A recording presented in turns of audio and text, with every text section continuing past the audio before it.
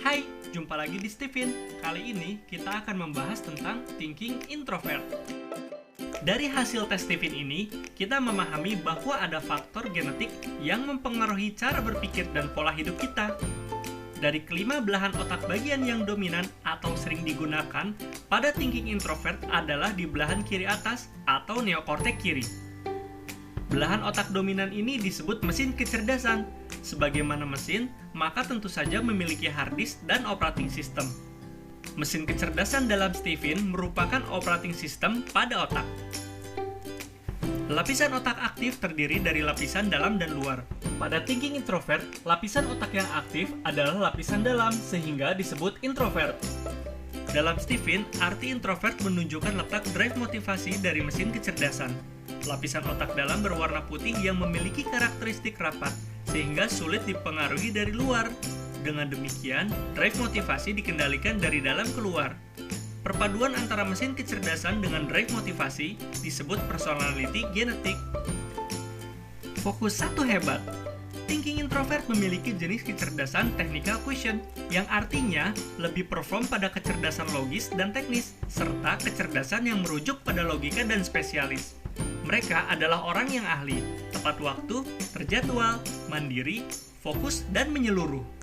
Mereka selalu sistematis dalam bekerja. Oh iya, mereka juga tipe orang yang bisa diandalkan, bertanggung jawab, dan skematis.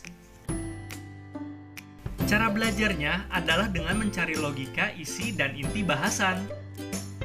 Peran mereka sebagai seorang pakar, artinya tertarik menguasai dan mendalami sesuatu. Kelebihan personality genetik thinking introvert adalah efektif, yang artinya tenaga yang dikeluarkan sama, tapi hasilnya besar karena menggunakan kepandaiannya. Memiliki target yaitu kepastian yang artinya mencari yang pasti-pasti serta realistis.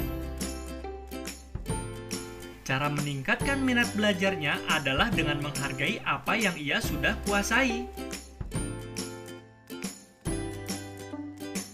Industri yang cocok bagi mereka adalah industri yang mengandalkan keahlian khusus, misalnya ristek, IT, pertambangan, konstruksi, penelitian dan riset, transportasi, kesehatan, garmen, dan sebagainya. Kata kunci memilih profesi, yaitu profesi atau pekerjaan yang mengandalkan logika dan teknis, membutuhkan daya pikul yang kuat, dapat dikerjakan secara mandiri dan penuh otoritas, dan membutuhkan keahlian atau penguasaan yang mendalam, misalnya dokter spesialis, programmer, peneliti, dosen, arsitek, pekerja sipil, teknisi, dan sebagainya. Clue dirinya adalah dengan membangun tapak, markas, kantor, atau bengkel permanen untuk spesialisasi, strukturisasi, dan stabilitas usahanya. Tabiatnya terhadap uang yaitu berhitung, artinya ketat dalam membelanjakan uang sesuai kebutuhan.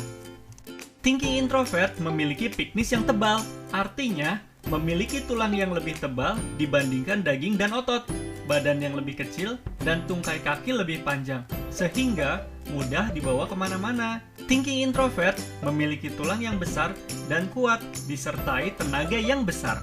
Thinking introvert memiliki peranan sebagai seorang yang expert, artinya memiliki keahlian, pandai menguasai sesuatu dan menyukai keahlian.